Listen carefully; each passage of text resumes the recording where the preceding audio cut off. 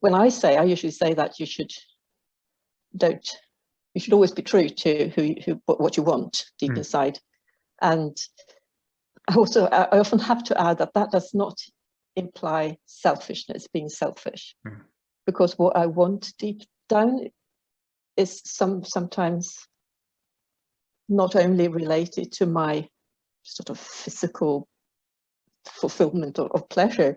It will give me more pleasure to see someone else happy, for instance, a person close to me in my family, to make that person happy, to see that smile will give me enormous pleasure.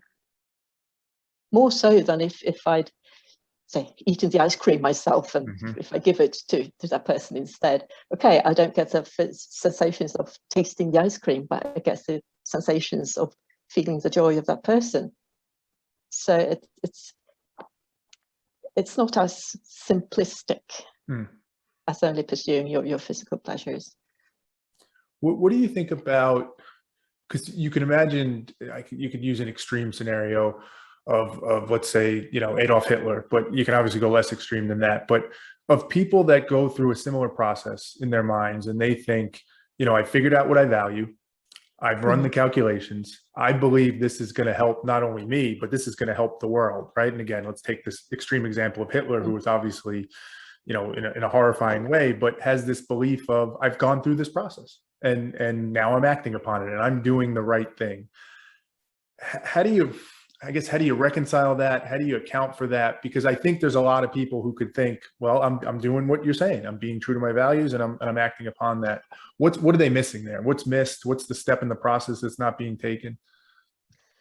I'd say they've missed taking into account the information available to them, what is universally accepted as being true. And I mean, we could go this route down, and end up in either a God or Platonism or something that gives us the objective values, that what is good and what is wrong. We don't need to go all that way down. We could stay at the human level and agree that there are certain things that we almost all of us seem to agree.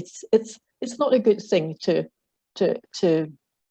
inflict pain on another human being, for instance. Most of us would say that's true. It's not a good thing. Can I ask about that, Eric? Because I think this is really interesting, because I agree with you, obviously. But I like to kind of test the fringes of it. So take medicine that you need, right? Let's say you need a shot. So I have a child. I have a 7-year-old son. He has his yearly checkup coming up, and he's going to need to get certain shots and vaccines. I am going to intentionally inflict pain on him because I believe there's a greater good. Or maybe he comes home from school today and he does something wrong and I punish him. And I'm deliberately, intentionally bringing pain to him because I believe it's functional. It's going to lead to a greater good. Now, again, I agree. Obviously, I'm using a very different example, but back to that, to your point of, we all agree we shouldn't inflict pain. I wonder, because I think to some extent it becomes subjective, right? I think we do agree there is some pain that we should put onto people for the greater good. And I bring it back to the Hitler example, where obviously his was twisted, but he could be looking through that same framework and saying, yeah, this is bad. There's pain here that's going to be causing a lot of people, but for the world, it's going to be much better at the end of it. Yeah. I mean, obviously he had an argument which he thought was right and correct. And you and me and most of the people would disagree because the pain is just too big. Yeah. And the cost is just too, the benefits is just too speculative. Who says that the world would benefit if there were no Jews or handicapped people or bisexuals around? That's a very contestable argument. So we come back to our rational decision-making function. That I would say that he hasn't taken his full responsibility and taken into account the argument that he's putting forward. Yeah, what's interesting as you say that, you mentioned God before, and I think we could spend hours talking about that. But in some ways, one of the functions of God, if I try and make it kind of mechanical, is that it does give us some blueprint. It gives us that value system and it says, this is it. Can't be questioned. It's just what it is. On the other end of that spectrum, maybe what you're getting at is it's almost becomes consensus driven. Like, to your point, it's what do most reasonable people believe? And that's fluid over time. But if we go back to the Hitler example, most reasonable people would look at that and say, no, that's wrong. Your calculation's wrong. You're hurting people and it's not for a greater good.